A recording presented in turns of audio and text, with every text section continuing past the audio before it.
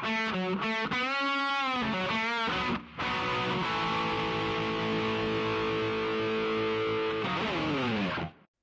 to the OFX podcast. I'm Dave Claxton. Along with me, as always, is the supporter of satisfactory rep standards, Bethany McChesney. And that will come up later today. I, no, we won't go into it, but have you been listening online a little bit? Are we talking about Phoenix? Yeah. Yes. Yeah, okay. We'll go through that later.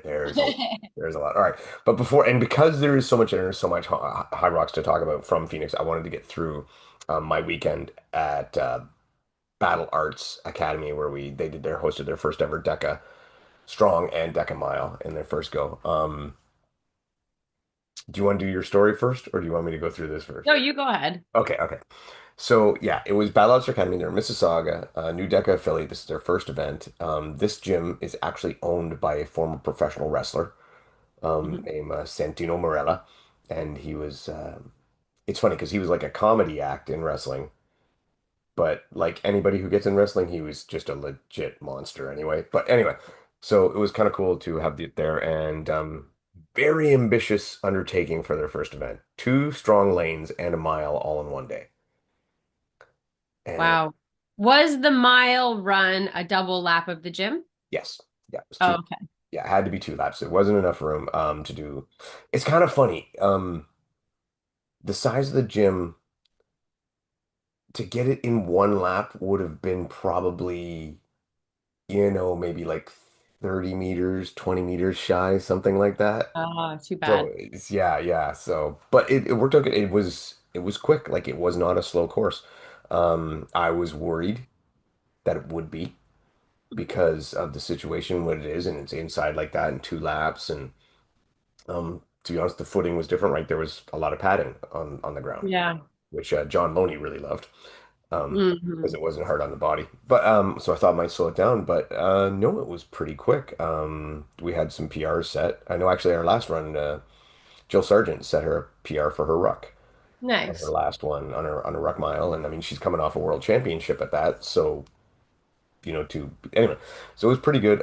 Good turnout, good everything, a lot of good people, and more newbies than I've ever seen. Oh, that's I awesome. I think probably since like when we first started in this. You know, Hmm. there's probably was more newbies, except for maybe back then, and it was just a lot of explaining. So we did Yeah. have one downfall is we did get behind on time Uh-huh. in the strong, and it was mostly because so many people needed so much explanation as to what Hmm. to do and what to do. So we do apologize. Like I mean, I wasn't hosting this, but we were there kind of as main judges, me, Rye, John, Nicole and Joel, Hmm. and then Jill and Lil later on. But yeah, so we do apologize for getting behind, but there was so much explanation needing to be done to so many people, and we didn't want people to feel like they just kind of got ran through, and not knowing what they're doing. So anyway, it was good fun, a lot of great people, a lot of good times. They will be having another one in April, I believe. Hmm. As well. I think it will be a mile and start. They might even be throwing an atlas on that one. I don't even know. Um, I know he wants to do an atlas, so we'll see how that goes. But it was a lot of fun. And we had a really good time. And Ryan and I got our first official run-in for this year and our first mile ever done together. So um, we had always thought this would be a good distance for us as a team, and I Hmm. think it really is. The mile. Yeah. Like we ended up, so right now we're second in the standings for age group, of course. And our time would have got us second at Worlds. Oh, nice. So I mean, yeah, we're like, and we did not do our best. So we have more to give. That's all I can say. And Rye put together our strategy, which was very much turbo and tank. She ran every run, Hmm. and she ran really well. So it was really good. It was a lot of fun with it. Yeah, I'm looking forward to it. I was just kind of re-energized again. I think after Worlds you get that slump, right? And you're like, Yeah. and especially like I did so well and was so happy with it. I kind of got to the point where I was like, a little slumpy, little. So I'm glad that I've shifted gears and we started out this, and it felt so good. And I'm feeling really reinvigorated. I was happy and I was having fun with my training, but now I'm feeling I can have fun with my training, and now I'm feeling very directional too. So I'm Yeah. excited. It was a good weekend, although it was a lot of driving. Oh my God. Yeah, and when we set the course up Friday night, not really knowing how it would look, hmm and that was like kind of stressful. It was like, hmm oh well, all's well that ends well. And you guys were missed. I was hmm hoping you'd make it, but yeah, you tried to get in, but it was sold out, right? I think we had talked I about we had had some talked about that. clients that I Yeah, tried to get them in. Yeah, we had a full weekend, so I couldn't miss. But yeah, no, I had some clients that tried to get in. I think the mile we probably could put more people on. They probably could have done more on the mile. Yeah, The strong was just solid. yeah. Just packed all day. So I mean, I think for the next one they'll probably add more for the mile. I think Mhm. they might have been a little nervous about mile and the setup and everything, so they kept it a little. Well, it's better to not Yeah, stretch yourself too thin on your first one and kind of make sure everything goes the way you need it to go. yeah, especially like I said, as it was ambitious. And Darren will watch this, Yeah, the guy that run it, and he laughs because I keep telling him how ambitious it was yeah. being through a few of these. When they do a mile in the spring, will they be able to run outside? I don't know if it's a good location to run outside, to be honest.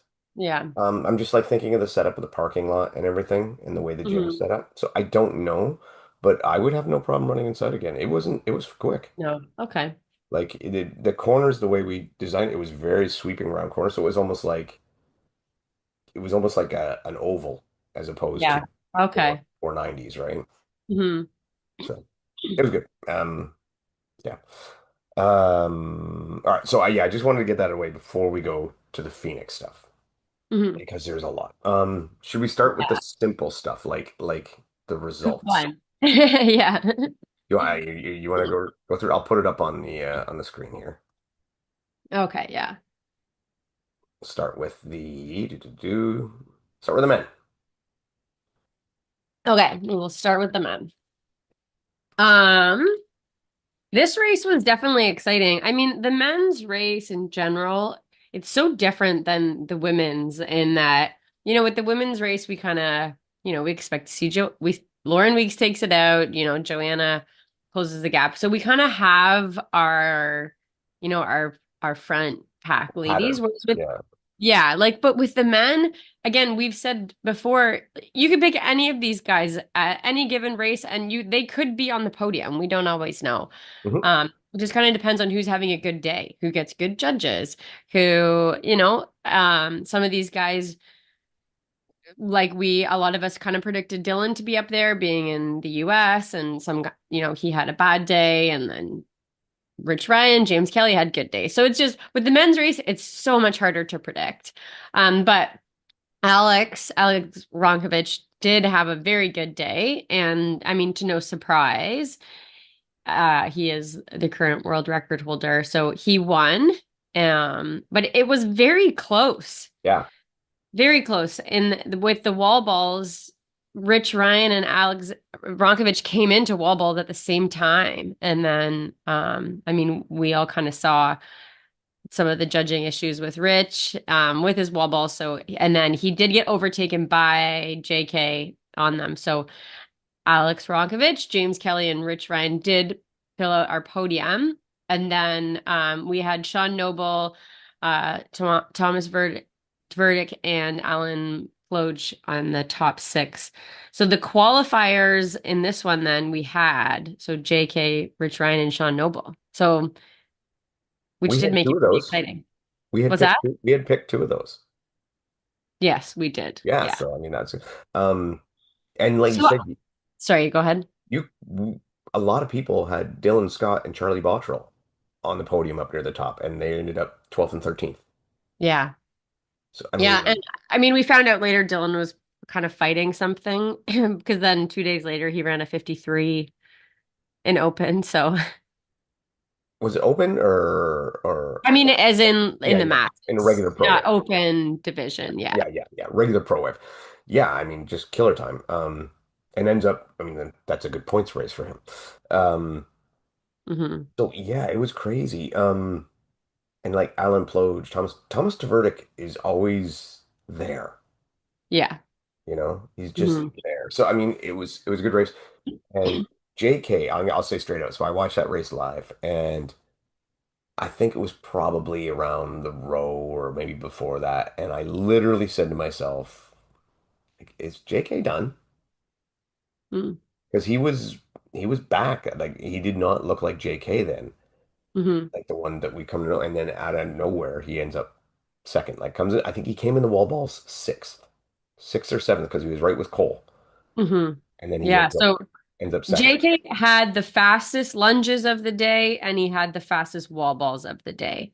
So he just dug deep to a whole other level to make up ground and um yeah, smashed his lunges, smashed the wall balls. And 319 for 100 wall balls. yeah, so that's how he went from probably sixth Yeah, something in like that. the row farmers carry to ending up being second. So it's just a good reminder though to not count yourself out when you're back. Those last two stations are stations that you can make up time if you can really put that together. And Sean Noble, this one surprised me too because Sean Noble has been injured. So he has been putting in big volume on the ergs and but his running still looked really solid for someone that's been doing not very much running. Now, I mean his form is not that pretty though, And neither is which Ronkovich. no, I know, but Sean Nobles is like, really not pretty. And Run ugly, Sean. Had a boy. yeah, but I mean he was still moving really well. So the yeah, I mean it shows you can still maintain again pretty good fitness Well, by on those ergs. yeah, it's coming up a lot. A lot Hmm. of people are doing that. They're getting hurt. They're spending a lot of time in the ergs. They're coming back and they're running better. Um, Hmm. and it might just be to lack, like I think it might be due to lack of abuse. I think there's really something to it, right? I don't think if you want to be good at this race, yes, you have to run a lot. Yeah. No doubt about it. But I'm starting to believe that you don't have to run quite as much as people originally thought. You just have to put in that cardio volume. Yeah, I think it's very person to person. Yeah. Um, I mean, Dylan says he's a pretty low volume guy when it comes to running, Yeah. which but and then he makes up for it on ergs. And then, we have some people that are, I mean, who was it? Graham Holiday once that said he was running like 180, 160K weeks, Oh, which I don't think that's necessary, that's but like elite marathon run, or almost elite marathon runner volume. yeah. Yes. Yeah, exactly. Because you're like 100 miles a week. Yeah, elite marathoners would definitely be, around 160 to 200 kilometers a week. Yeah. Um, but to me, it was exciting too. So the first half of this race, though, was a back and forth, a cat and mouse with Alexander Rakovich and Luke Greer. Mhm. And I think when Luke Greer gets those stations together, he is going to be really difficult to beat. So he had the fastest run split by a minute. He made you look smart right off the start there. I know. He just needed to pull it together a little bit on the stations. But I mean, we're not surprised So that, yeah, like I mean, we'll look at his runs like 318, 324, all like that. Now wall balls though, and right here is a very good example. JK with a 318, Luke with a 507. right. Lunges, I can't remember what Jake was, but Luke was 325. You can't have a 360. He was the best station he had was eighth, Right. and you can't you're not gonna get up there with that when your stations are like that, even if your runs are incredible. Yeah. But think about this. If he just takes a minute and a half off his wall balls, he's there. Yeah, yeah, he's absolutely dangerous. Yeah. Yeah. So I mean, he's deadly. But there's very few on this list that aren't. I mean, even if we look at the weekend that Cole and Alan Ploge had. So they came in sixth and seventh in this race. I imagine both of them were hoping to do better. Hmm. And then they went out as a doubles team and and were 18 seconds off the world record. Yeah. like absolutely, and you guarantee we're going to see them in the next major, Hmm. and guaranteed we won't see them as a team next year because of the stupid rule. Anyway, moving along. Yeah, I mean, a lot of teams this weekend were like that. I think more and more people are coming across to not liking that rule. Actually, to be honest, I've been scouring comments and stuff on different posts, and it is overwhelmingly unfavorable for that rule. Yeah. It's just not the time. No, it's not. You No. know, will it be one day? Maybe, but it's not now. Yeah. It's forced, and we're getting robbed of cool teams, and it's just not good. Well, we can go into a little more of that a little bit later, but Yeah.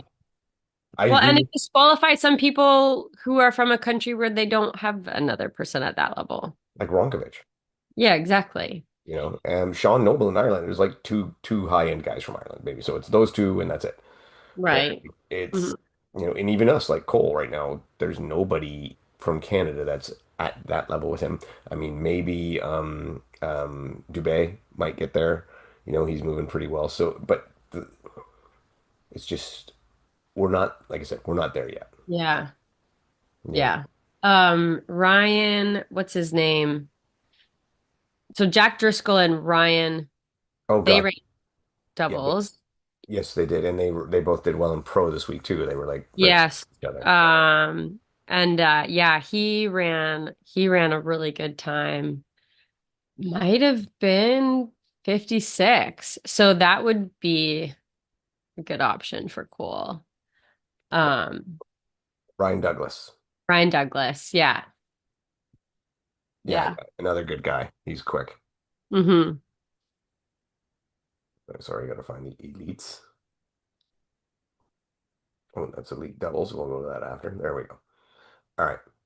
So yeah, men's race, I agree with the initial take, exactly what you said. It is much more wide open than the women's. And normally when it comes to these sports, and especially Hyrox and the CrossFit, I usually enjoy the women's field better. I just find that they're usually closer and with much more going on. And right now it's the opposite, and the men's are more entertaining. Just Hmm. due Yeah. to like almost any one of these guys could have been on the podium. Yeah. Yeah. Just the back and forth. And then, Yeah. the lead changes right till the last station. Yeah, So yeah, and dramatic comebacks like James Kelly jumping from sixth to second. That's great. yeah. All right, let's go to the women here quick. So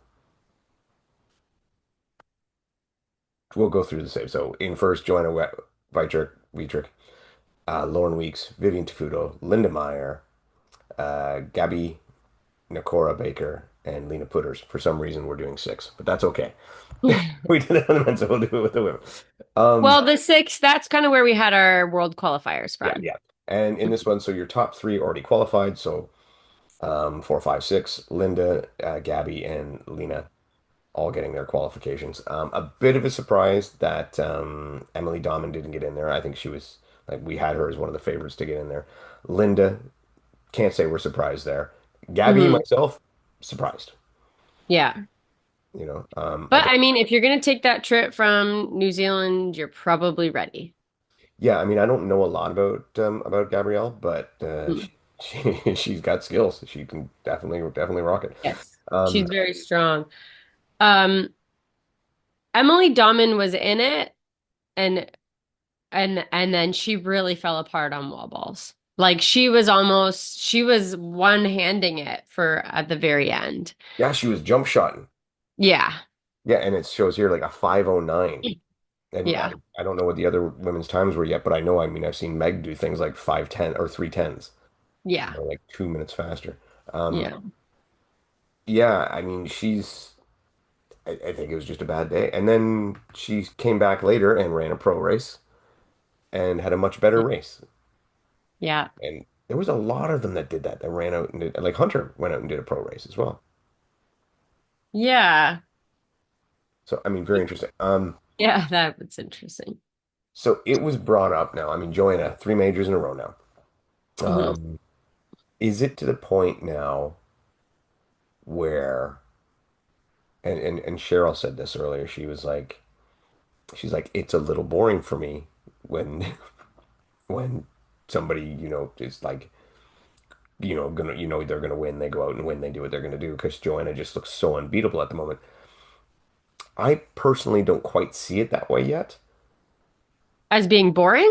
Yeah, Well, I don't because I think then okay, so Joanna is obviously she's dominant right now, but within we're talking 3 to 10, 11, 12. That's kind of where the race is for me. yeah. And that's where things can change race to race. So, I still, I'm still out, I'm rooting for Vivian to have a good day. And, and I had, I wanted Lena Putters to have a good day because of what happened with her at the last one. And And she did. She got her qual. yeah, exactly. So to me, okay, the winner is kind of part of it, but there's still a lot more of a race going on than just the overall winner.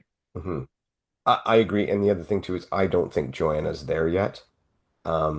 If it was the case, we would have been picking Joanna going into the race, Hmm. right? And at this point, yeah, now I gotta be honest, going into the next one, I'm probably gonna be picking Joanna unless something happens, Hmm. just because she has been so good. And not just, I mean, like a dominating win, like it was what Well, 56, this was a world record. yeah, 56:02, you know, t you know, to She would have going been to 10th in the 30. men's race. Yeah, yeah. And I mean, like, it was just she's racing without weakness. Hmm. Um, Burpee broad jump being the only thing she wasn't first or second in for zones. Yeah. And then running, oh, it doesn't have a run time there, sadly. I don't know why it doesn't, but it doesn't. But knowing, Sorry, she had the fastest run split, by a pretty substantial margin over the majority of the field except Lauren Weeks. Um, and just with your eyes, you can tell that anyway. Like just watching yeah. watching the race. Mhm. So she's a sight to behold right now. Apart from, and I brought this up on the other podcast, so I will bring it up here for people because I know not everybody listens to both. Oh, sorry, no, this is for the doubles. I'll save it for the doubles. Sorry. So tell me though, are you enjoying the women as much as the men's races, or which one did you enjoy more? Well, I enjoyed the men's race more, just because of the changes. It was so like station to station, it was different. I mean, obviously, I enjoy watching the women. I would have never, I didn't finish watching the women and be like, well, that wasn't enjoyable. No, no, no, no. I still like watching it. So, but the men's race was more exciting for sure.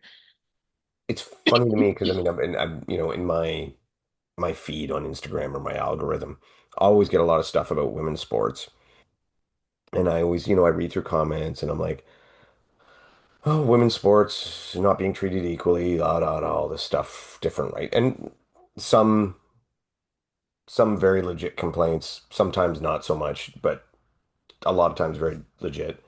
And I just look at the sport that we deal in that weird, and I'm like, I'm so glad that like pretty much everything we talk about, it's it's an even split, right? Hmm. Like in CrossFit, in Hyrox, in Deca, and all these events that we go to, like men, women, they all get paid the same. They get the same billing. Everything's, is it perfect? No, but compared to a lot of other sports, it's much better. And I'm happy to be a part of that. I think it helps that this sport started in the last 5 years. Yeah, I think So so too. we're not trying to make up a deficit. Yeah, yeah, yeah, yeah. I think it's great to see. So Linda Meyer looking like exactly we figured she's starting to round into form Hmm. as the year goes. So it's looking like she definitely knew what she was doing and will continue to ramp up towards Worlds. So she'll probably be a very big contender there. Um, it will be an interesting podium come Worlds, I think. I think it'll be very interesting. Hmm. So, Yeah. all right, you want to go do the doubles? Huh. What did you think of the stream itself? It was different. It was, wasn't it? So I don't know what they're doing, but I like the one where we could always see like the erg splits and stuff. Yes, I Like don't the know. cool graphics. Yes, there was graphics missing, and it's weird. It kept weird because they had really just started dialing that in really well, Yeah. and then for some reason it wasn't quite there. And even this one, like when you turned on the women's, and I'm not a big fan of a half hour, 40 minutes of pre-game, hype and all that. I can do without that.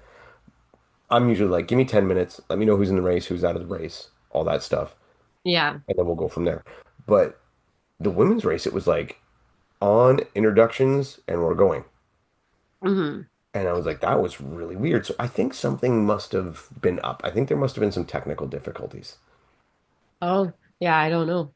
It's the only thing I can imagine because it was just so, like, it wasn't bad. It was just there was a back step in some ways, and that seemed very odd, you know? Yeah. Um, so anyway, I was just curious. So, this was a good race for the women. Yeah, I didn't watch this though. Oh, you didn't? You didn't get to watch this? Okay. So, I No. mean, basically, Lauren and Vivian, Joanna and Jess did exactly what we figured. They were battling it out the entire way.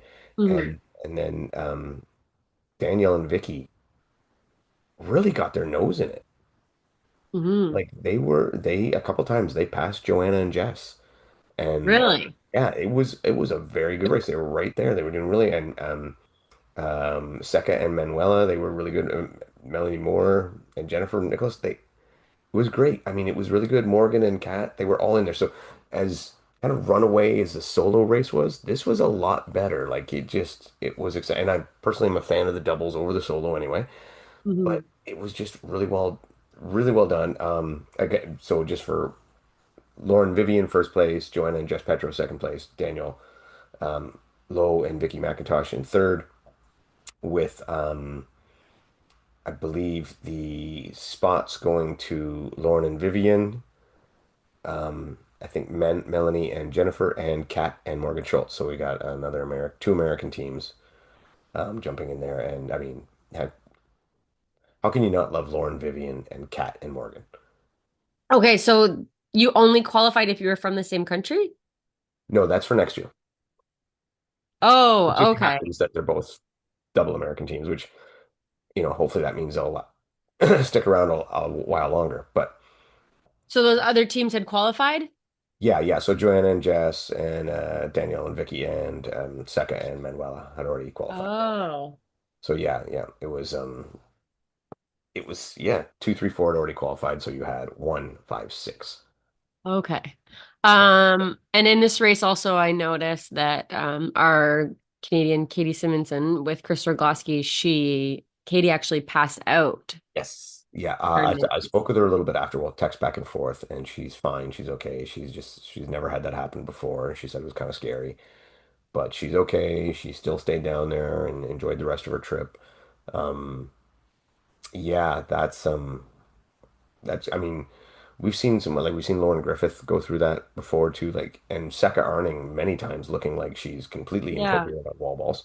Hmm. Um, it's just they're putting everything out there. Yeah. Well, and I think Katie was fighting something too, so obviously some struggles getting the oxygen delivery Yeah. system to Yeah. the muscles. So yeah. Um, okay, so here is my small controversy for this race. So I'm watching the race. It's a great race, and all of a sudden I see Joanna dig into her shorts, and I'm like, right before they go into the sled pull, I'm like, you've got to be kidding me. There is no way. And she pulls out, and I can't tell what it is. I can't tell what's going on. But as the time goes in front, I see, okay, it's a goo. She's got a goo. Yeah. Right. Awesome. No problem. Fantastic. Watching the race as it goes along. And if anyone wants to look, this is in the women's doubles. It's a 35 minutes and 30 seconds in. You can watch from there. It'll happen within 10 seconds. She takes her goo and then just tosses it into the rock zone. And that technically is a 2-minute penalty. And it was right on camera again, right at the front of the pack. And I'm like, oh my God. And I don't know, like they're just Did anybody say anything? Like the commentators or nobody anything? said anything that time, but it was blatantly obvious. I might even call it up for you. But it was so funny that it happened. Like, Does she not read the rule book? I don't think so. I don't think so. Like, it was crazy. So what I'll do is I'm actually gonna I'll stop sharing the screen, and maybe this is a good time. You tell your story, and I will get the I will get it set up. Oh, my story is a very big shift, though.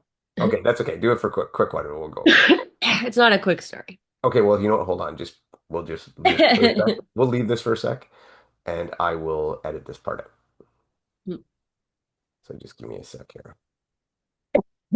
Okay, I gotta clear my throat anyways. There you go.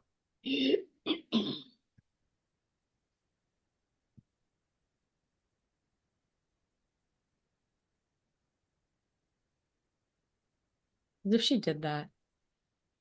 God, there's just no.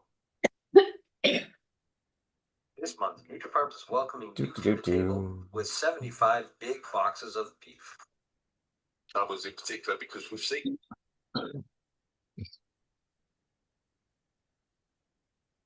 Okay, I've got it at. Okay, I've got it at 35:21. Okay, due to the magic of editing, I have it ready. All right, we'll go share screen here, and right here we got Joanna in front. You can see the little goo just in her hand. All right, where is? Bottom left. Yeah, there we go. So here we go. Mortons here, which can be a really important Yep. area Did in you see it? Wales in particular. Yeah. A lot of penalties there, not so much in Melbourne here, which can be a really Yoink. important area. Oh man. We've seen a lot of penalties there, not so much in Melbourne, but So yeah. Anyway, I don't know. I don't know what's going on. Why nobody's telling poor Joanna the rules. Oh man. Yeah, yeah, yeah. So what do you like honestly That's that a 3 minute penalty? 2 minute 2 minute. penalty. So as it would have been a 2 minute penalty, it would have taken them into fifth place. Yeah, and I mean it really wouldn't have changed anything Would have changed money. except the money, yeah. So it would have changed money. And that, you know, to a lot of these people, it's Hyrox is expensive. That money would have Yes, been it good. is. So Mhm. I just wish they would call their shit. Like it's right there. It's not a bad rep. Yeah. It's a direct rule. It's littering on the course. It's right in the rule book. It's plain as day. And if they say they didn't see it, I call absolute bullshit because there is no chance they're not watching the live stream. Right.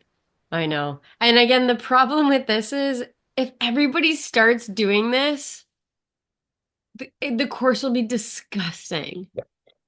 And that's why the rule's there. Now, Exactly. now again, made no effect on the race whatsoever. Doesn't mean they weren't fast, they weren't awesome. It's just, I just like it when the rules are called. Hmm. You know? All right, let's check out Yeah. the dudes. Any more to say about the women's or no? Nope. Okay. Check out the dudes here. We got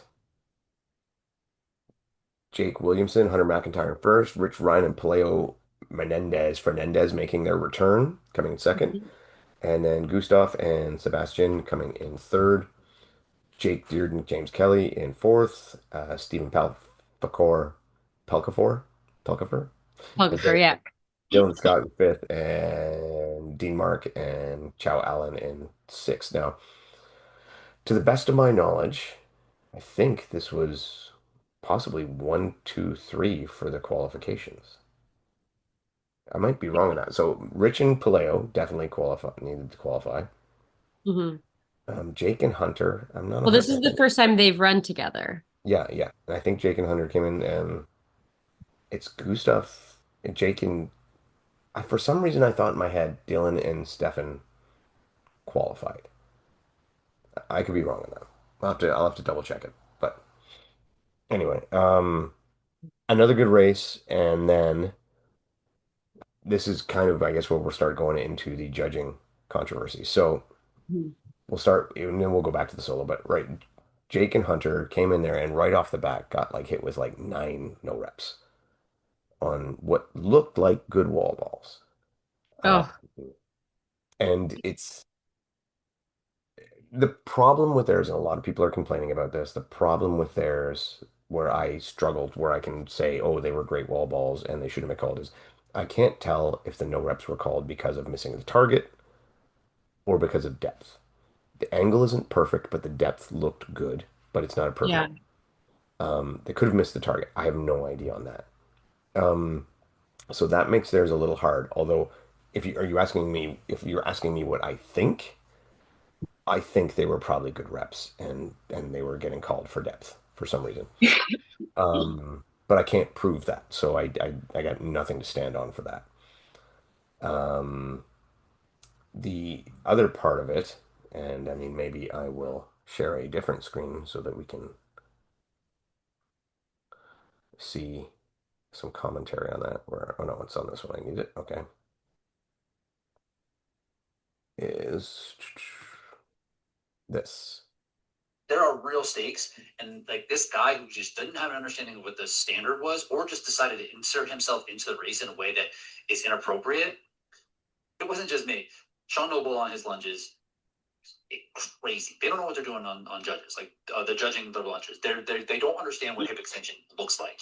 So the training's bad.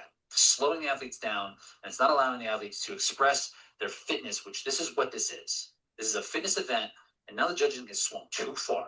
They recognize that people are not doing it, and those need to be accountable. That judge who was in my bubbles, he should not be allowed to judge the elites ever again, because he doesn't understand what the standards are. There are real stakes. So obviously not super pleased. Um, Mhm. I'll call up some more. You tell me what your take is so far on this. So he's talking about the men's pro race, the Elite 15 solo race for him. And he did have I was watching and he was getting no rep. And I was watching, I'm like, he's looks fine to me from a depth perspective. But Ronkovich was getting no reps also. Mhm. They had a similar number.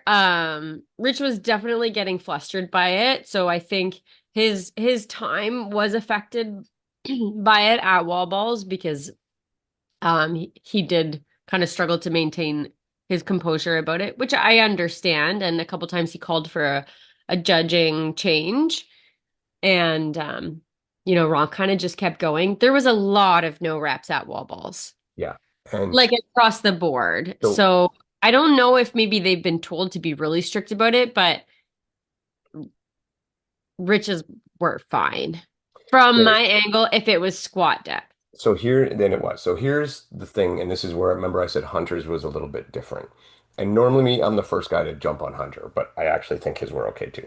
But Rich's were different because there is a visual reference to go to. So although the camera angle wasn't great, Mhm. what we could see is that every time Rich got a no rep for depth, his judge was tapping him on the leg.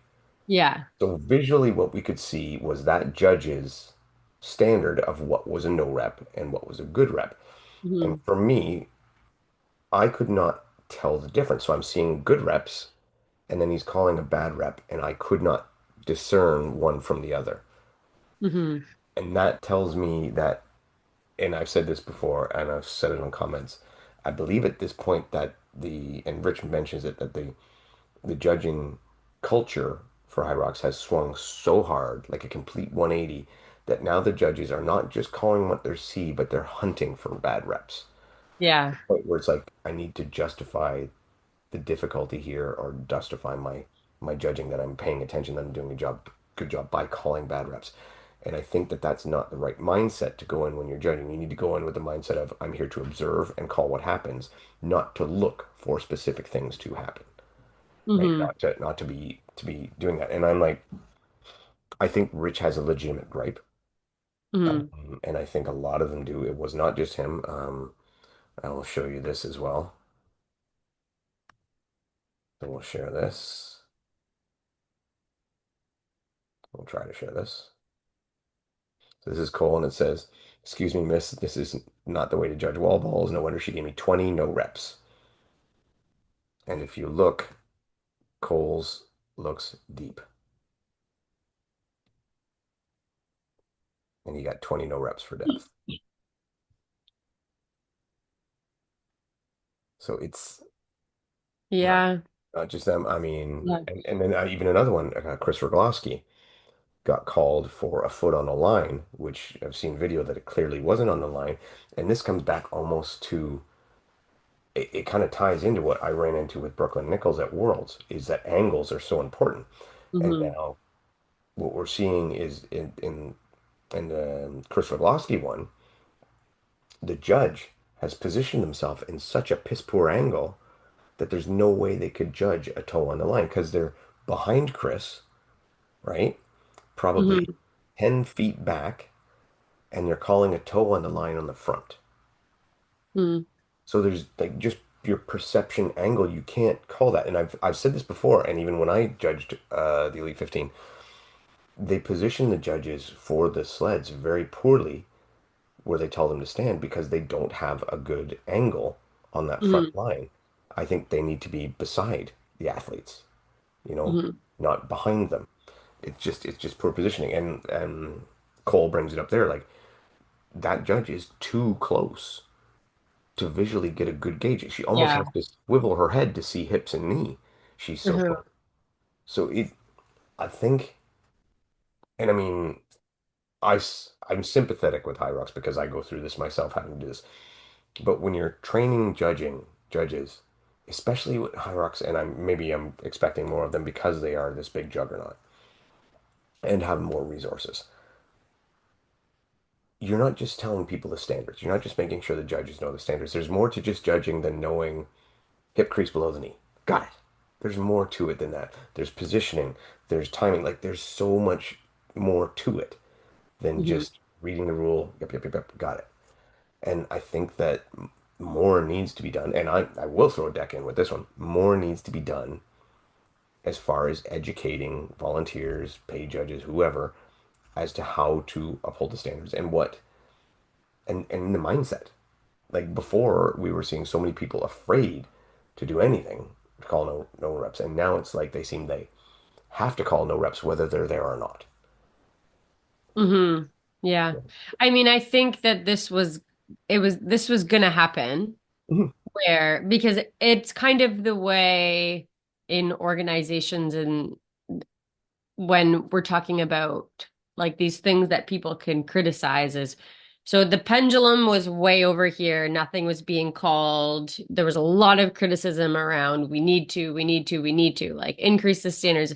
So now the pendulum just swung super far the other way. And that's kind of the way things go Mhm. in general when we're talking about big systems. So it will balance itself out, but I think we pushed so hard to have standards upheld that they swung it a bit too far.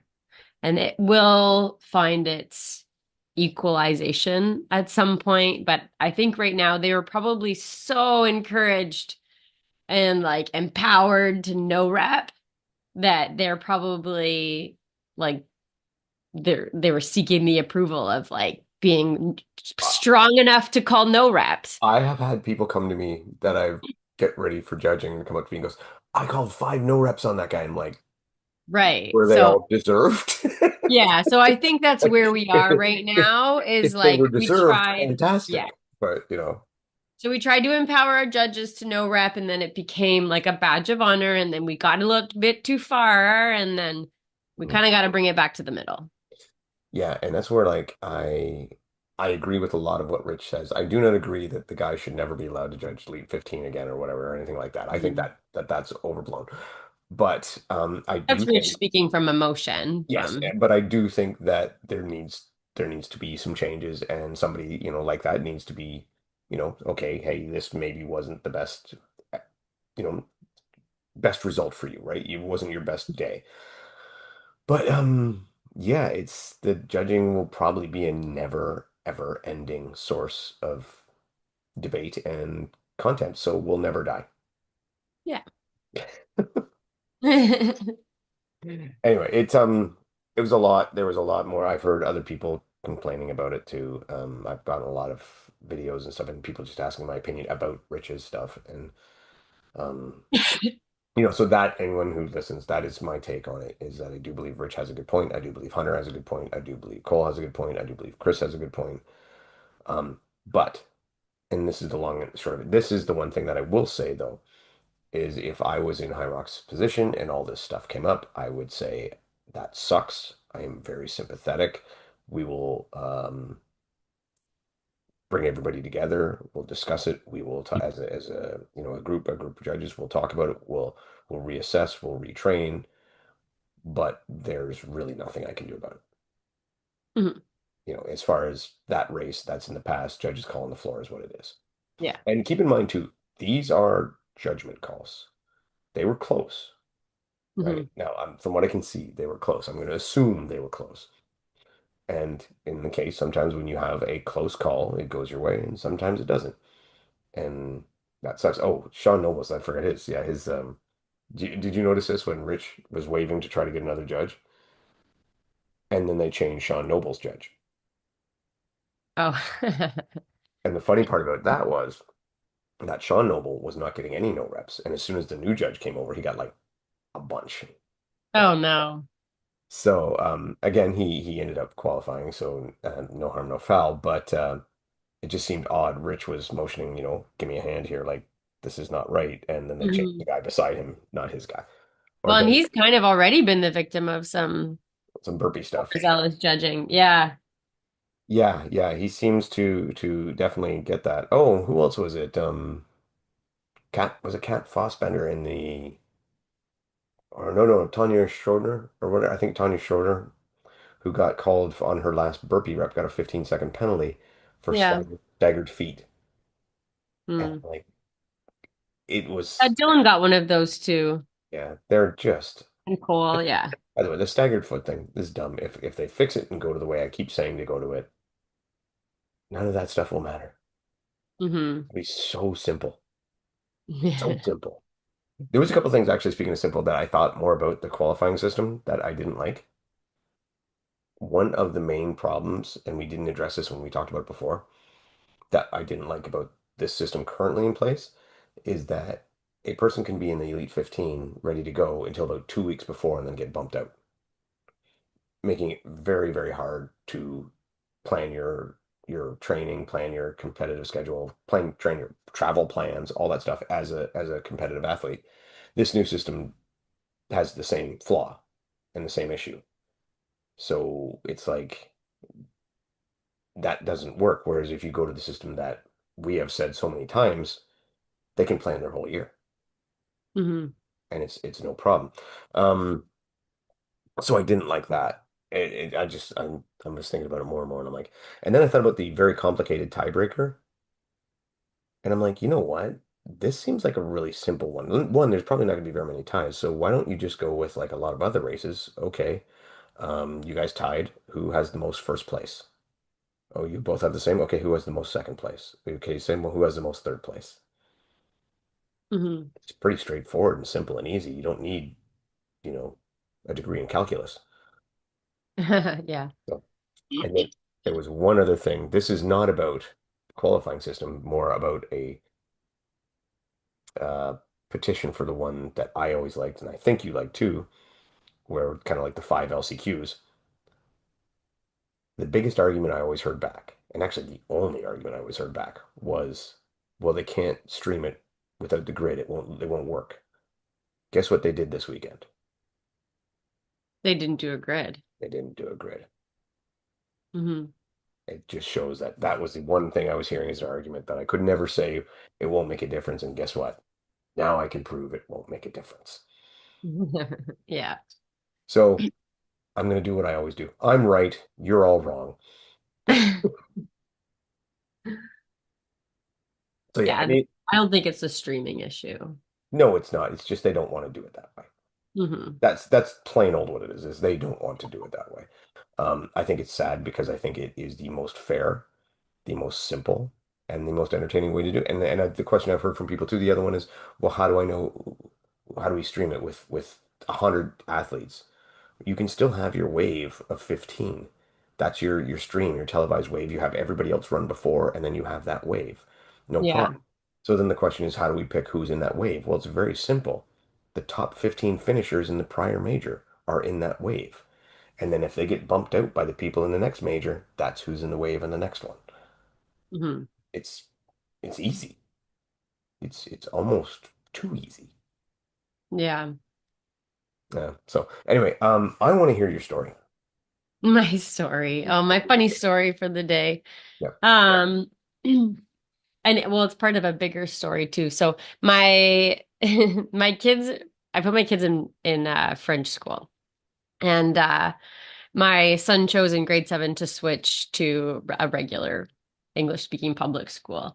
And they would, when they would complain about being in French school, I would always tell them why. And I said, I have a very good reason why you have to learn French. And my story was, so in 2006, I qualified for the World Championships in cross country for the university games, and it was in Algeria that year. So Algeria was in a civil war at the time. So, and again, this is kind of my experience with what sport washing was for the first time. So going to a country during a civil war, so we had to get visas that we were called government delegates in order to be able to go to a country during a civil war. So our passport had us as government delegates. It was really interesting. Like we weren't allowed to leave the hotel. We were there for 5 days. We did all our running around the garden in a hotel. It was really weird. We needed police escorts to cross the street. Our bus had to be escorted by like 9 military vehicles to just go to the race course. Like it was really sketchy, really sketchy. And I was 20. So again, I didn't really understand like the magnitude of what was going on at the time with the Civil War. And again, this was also a little bit before. I mean, we have social media now, so I think we can learn a lot more. That this was before that. Like we actually were driven to an internet cafe to send emails back to our family. Like it was different. So, and we had escorts everywhere we went. And we had interpreters everywhere that we went to. So if you don't know anything about Algeria, Algeria is French speaking. It was French colonized. And so we needed an interpreter for the most part everywhere we went. So anyways, when we were leaving Algeria and we got dropped off at the airport, and then our security and our interpreters left the airport. So this was the first time, and there were 6 of us from Ontario that were traveling together after. And we went to get on our flight, and they saw our visas that said government delegates, and they said, you're not getting on in French. They said, you're not getting on this flight. Your government needs to pay. And so we had a girl on our team. Her name was Laura, and she was French fluent. And she explained to us they're not going to let us on our flight until the government pays. So then we're like, what do you mean, like we have to pay them extra money? They're like, no, they said, because you're a government delegate, your government will pay for you, pay us more money for you to get back on this flight. And we're like, no, we're students. Like we're not really government delegates. Like we're here as athletes. So they put us in this room in the airport with like no windows, one door, and it was guarded by guys with big guns. And I'm like, wait a minute, they're holding us as hostages. And, and we're like, our government isn't going to pay. We're like, we don't have access to call our government. Like, and we're so, and anyways, our friend Laura, who was French fluent, was like running back and forth between this room and like around the airport, like trying to get help between like these airport people who were trying to get money out of us from the government. And we were in this room for about 5 or 6 hours. We missed our flight. And we were so confused again because I didn't speak French. And my friend Laura was like sobbing and like pleading with these guys with giant guns and like trying to explain to them, like, we can't get you money from our government. We're student athletes. And eventually they believed us that like we weren't getting money. But there was no way we were going to be able to get money from the government. And then they eventually did release us, and we got onto another flight. And so I tell my kids this story. I said, if you have to learn French, because if you are ever held hostage in Algeria, you can explain to them that you don't get, you won't be able to get more money for them. So anytime my kids talked about hating French, I was like, you just never know. You Yeah. just never know. So Mason today, so he's in high school now. So French was this semester. The semester started, and the French teacher asked him to write, what do you want to be able to do after the semester is done with your French language? And he wrote to the teacher, this course can help me by allowing me to talk my way out of being held hostage in Algeria and explain to them that the government doesn't even know me. So he wrote that to his French teacher today. And then he sent it to me, and I died laughing. As a parent, you never know what stupid things you tell your children will eventually go around. I know. So now I feel like the story's Happened to gonna me get many out a times. little bit. Yeah. But I feel like it was a good life lesson. And honestly, when I was being held hostage in Algeria, I was like, my kids are going to know French. That's awesome. That's awesome. Yeah. You know what? I was gonna do a sail and fail thing, but I kind of already did because my fail was the Joanna thing, and my sail was being happy with how our sports treat women. Hmm. But I will add an extra one. There you go. I don't really drink, right? We know this. I will have a beer if there's no non-alcohol one present, alcoholic one, a non-alcoholic one not available. Mhm. The one alcohol I did drink every now and then again was sake. And I Yeah. love having a nice hot sake with sushi and stuff. It's great. I finally found a non-alcoholic sake, so that's a Oh. I haven't it hasn't arrived yet, so I haven't had a chance to try it. It could be Mhm. shit. We'll wait and see. But I'm looking forward to giving that a shot. So that's my say. You got anything? Or you, I do not. all right, No. cool. Well, why don't we wrap it up then? Take us home, Beth. Yeah, thanks so much everyone for listening. Congrats everyone that raced this weekend in Phoenix. We had a lot of people that we were kind of watching too this weekend. So, yeah, some really good performances. So it was awesome. I had a lot of FOMO this weekend between Phoenix and the DECA and stuff going on. So, but again, I was living at the arena, so that's kind of my life right now. But anyways, keep crushing it. It's February. We're like one more month from still getting out of this like dark hole of winter, and then yeah, some spring races coming up. So I forgot I got one sale. Cole, Sydney Wells, and a couple of the proven athletes, can't remember, did set the relay record. yes, they So, did. so there, that's another 7. All right, everybody, take care.